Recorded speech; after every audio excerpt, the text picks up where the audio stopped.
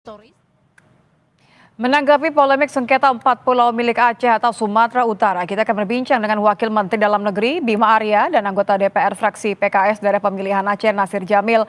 Selamat sore, Assalamualaikum Kang Bima, Bang Nasir. Waalaikumsalam. Baik, Bang Nasir, apa kabar? baik Kang. Ini baik sekali nih ya saling menanyakan kabar nih. Tapi saya boleh dong menanyakan bagaimana hasil pertemuan semalam. Saya ke Bang Nasir dulu deh.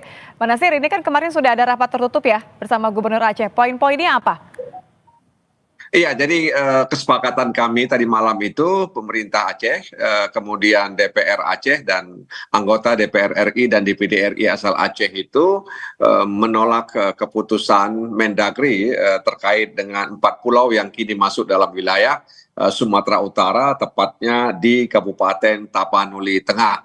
Nah, karena itu kami meminta agar Kementerian Dalam Negeri melakukan semacam evaluasi dan revisi, dan tentu saja ini harus dibicarakan secara baik-baik sehingga tidak ada ketegangan antara daerah dan pusat. Karena dalam pandangan kami Aceh itu adalah daerah bekas konflik bersenjata, tentu sensitivitas itu sangat dibutuhkan ketika menetapkan atau memutuskan satu kebijakan yang dibuat oleh pusat. Karena dalam pandangan kami, negara itu harus menjadi sumber solusi, bukan menjadi sumber masalah. Nah, itu tantangan bagi pemerintah pusat ya menghadapi ini, dan saya pikir kalau melihat sekaliber Pak Tito, kemudian juga Wakil Menteri kita ini, rasanya tidak mungkin kalau mereka tidak bisa menyelesaikan masalah ini, apalagi di tengah situasi global yang hari ini sangat memanas, ya sehingga kemudian berdampak ya terhadap masalah di dalam negeri Indonesia itu sendiri. Nah, karena itu kita berusaha agar kasus ini tidak menjadi daftar inventarisasi masalah bagi pemerintah pusat dalam kaitannya hubungan antara pusat dan daerah. Oke, kalau dilihat dari solusi yang diharapkan, saya ke Kang Bima kalau begitu. Gimana Kang? Kita bahas dari undang-undang mungkin ya, karena kan Kemendagri sendiri dasarnya itu tidak diatur dalam undang-undang bahwa ini masuk ke dalam wilayahnya Aceh. Bisa menjawab nggak keinginan dari Pemprov Aceh sejauh ini, Kang Bima? Kami sepakat dan sangat menangkap apa yang disampaikan oleh Bang Nasir Jamal tadi. Memang persoalan ini harus kita sikapi dengan sangat hati-hati dan penuh kecermatan. Nah, karena itu Kemendagri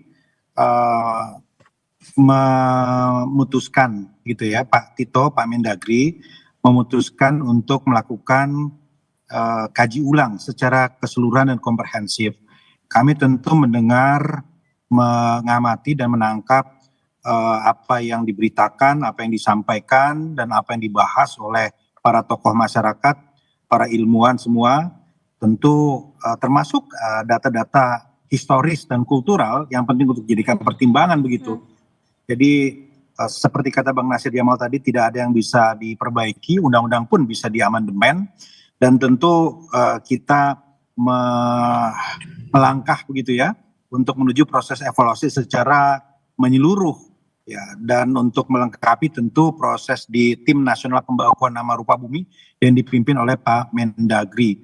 Dan memang tidak bisa kita hanya melihat kepada data geografis, batas-batas saja, dan batas pun belum lengkap gitu, baru batas darat yang disepakati, batas lautnya belum lengkap, dan aspek historis, aspek kultural juga harus kita telaah secara seksama begitu. Jadi berarti sebelumnya nggak menggunakan aspek-aspek itu ya, Kang Bima ya?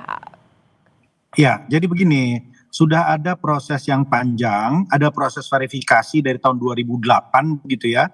Nah, kemudian ada versi data terkait titik koordinat juga yang berbeda begitu. Karena namanya sama tapi koordinatnya berbeda, dilakukan lagi proses verifikasi, dilakukan lagi proses survei ke lapangan, dan sebetulnya pada tahun 2021 itu telah survei ke lapangan dan kemudian dicapai kesepakatan oleh wakil dari 2 provinsi begitu. Nah, tetapi tentunya ketika muncul pendapat-pendapat yang ya sebetulnya memperkaya data-data yang harus kita miliki sebelum ambil keputusan, maka sangat terbuka untuk dilakukan penyempurnaan. Karena begini, namanya menentukan batas wilayah itu kan memerlukan kecermatan, teknologi, koordinasi, sedangkan pemerintahan bisa berganti, bupati berganti, gubernur berganti, menteri pun berganti begitu. Dan sangat mungkin ada persoalan teknis di situ yang kita harus cermati. Jadi sekarang ini kalau kami mempertimbangkan, buka ulang maaf saya untuk potong Kang menelusuri Bima, lagi ke belakang. kalau termasuk mempertimbangkan potensi sumber dayanya nggak di pulau-pulau ini, Kang Bima?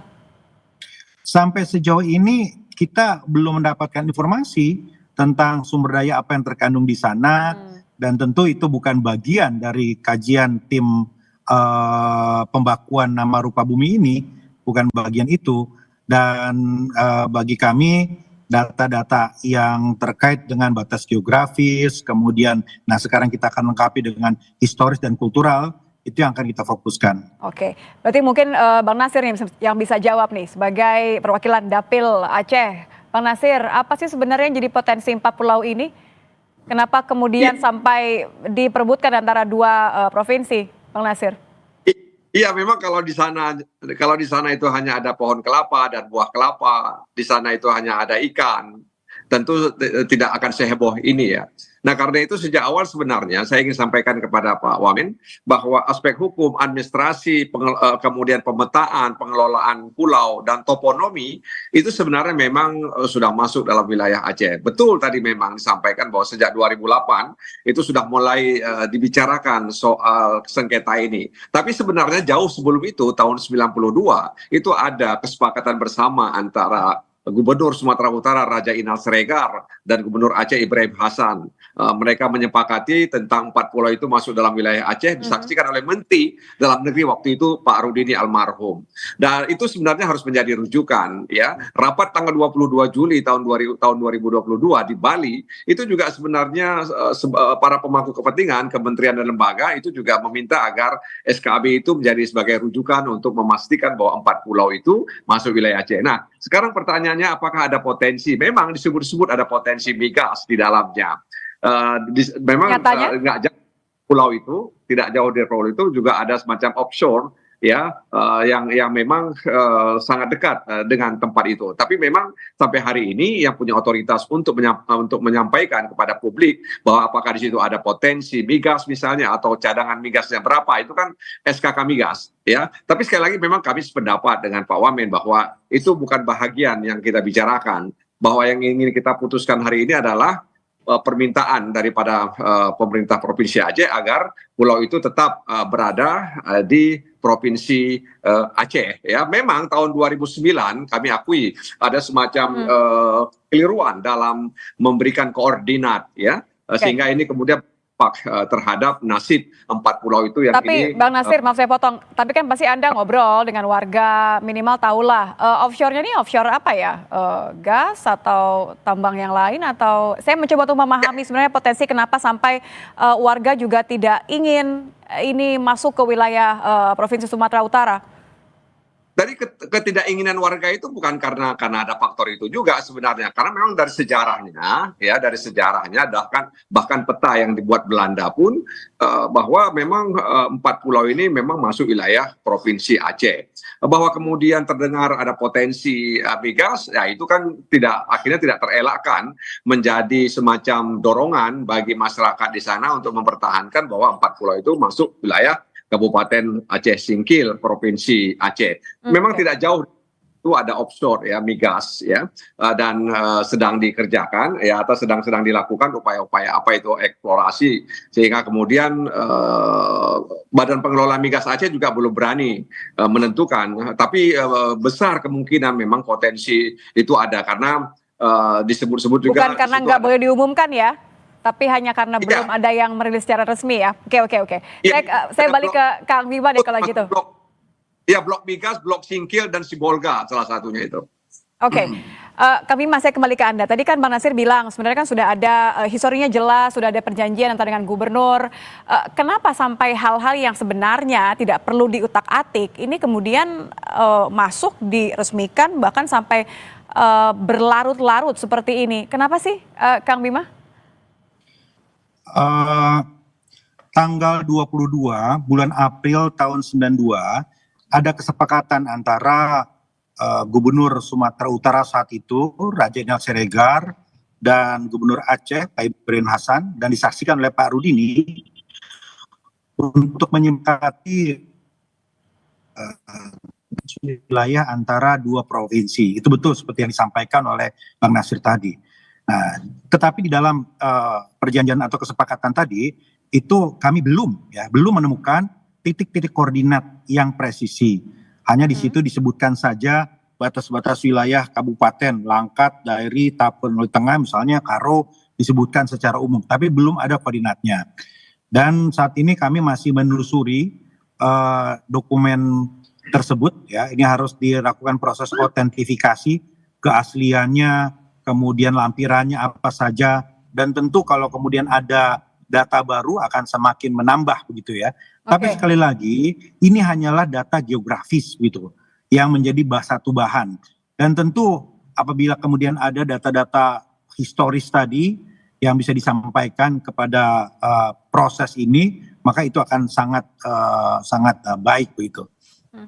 Jadi kalau ada bukti ini bisa dianggap sebagai suatu consideration yang baik begitu ya. Saya balik ke Bang Nasir ya kalau gitu. Bang Nasir, satu saya mau bicara soal tadi bukti. Apakah Pemprov Aceh juga sudah punya bukti-bukti tersebut? Dan yang terakhir adalah kan ini masih akan dievaluasi. Kalau ujungnya tidak seperti yang diinginkan, diharapkan oleh Aceh, apa yang akan dilakukan? Saya ingin melihat sampai mana akhirnya tadi harapan solusi ini akan berakhir dengan baik. Ya, ini pertanyaannya agak tajam ini ya.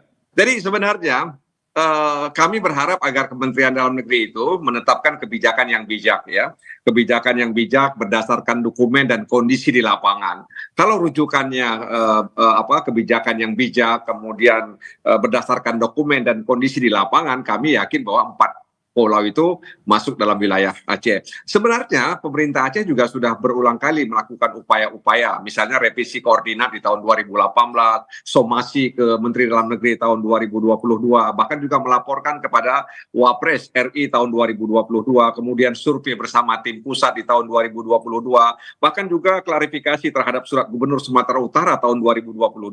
Jadi sebenarnya kami sudah sangat berkeras ya bekerja keras untuk memastikan pusat dalam hal ini Kementerian Dalam Negeri bahwa memang 4 pulau itu masuk dalam wilayah Kabupaten Aceh Singkil, Provinsi Aceh. Nah, oleh karena itu sekali lagi kami percaya bahwa negara adalah sumber solusi. Oleh karena itu kami punya keyakinan bahwa pemerintah pusat dalam hal ini Menteri Dalam Negeri bersama jajaran dan para kementerian lainnya bisa memahami. Jadi harus juga melihat sensitivitas ya Aceh sebagai daerah yang pernah menjadi konflik bersenjata, dan tentu kita tidak ingin kemudian ada gangguan antara pusat dan daerah, dan kita ingin juga bisa tenang ya kemudian mengedepankan persatuan nasional. Tapi kalau Bang Nasir, kalau ya tentu kan berharap tadi sesuai dengan harapan dari Aceh, tapi kalau solusinya bukan sesuai, ini akan apa? Dibawa ke PT UN atau dengan langkah lain? Tidak, jadi tadi malam pembicara kita tidak akan membawa ke jalur hukum, ya kita justru eksekutif review. Jadi kita merevisi karena kami juga punya undang-undang pemerintah Aceh ya nomor 11 tahun 2006. Di situ disebutkan bahwa hal-hal yang sifatnya yang bersifat administratif itu dilakukan konsultasi kepada Gubernur Aceh. Bahkan juga ada konsultasi pada DPR Aceh. Jadi sebenarnya itu yang tidak begitu masif dilakukan, yang tidak intensif dilakukan, sehingga kemudian ini menimbulkan situasi seperti ini. Karena itu sekali lagi kami berharap agar kondisi ini tentu harus disikapi dengan baik, dengan bijak, ya sehingga kemudian kita bisa menghindari hal-hal yang tidak diinginkan. Jadi kami belum bisa berandai-andai. Kayaknya memang ini tidak bisa dilakukan oleh pemerintah pusat, karena saya membaca salah satu status daripada Dirjen Bina Administrasi Wilayah disebutkan di situ bahwa mudah-mudahan tanggal 17 atau tanggal 18 sudah ada solusi terkait dengan sengketa 4 pulau yang disengketakan antara Aceh dan Sumatera. Solusi yang diharapkan berakhir baik dan tidak menghindari hal-hal yang tidak diinginkan ya. Saya kembali ke Kang Bima, ini pressure-nya no pressure tapi the pressure is real ya, Kang Bima ya.